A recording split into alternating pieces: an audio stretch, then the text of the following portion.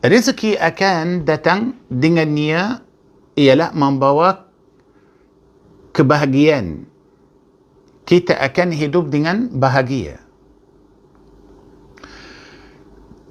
Tidak mahu rezeki datang tapi dia bawa dengannya kesusahan, kegelisahan. Ya, sebab ramai orang susah, bukan yang susah itu hanya orang miskin. Ramai orang kaya susah. Ramai orang kaya gelisah. So, kita tidak mahu para jemaah. Okey.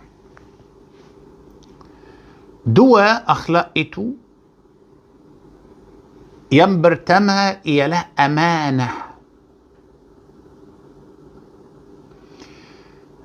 Yang kedua ialah kejujuran.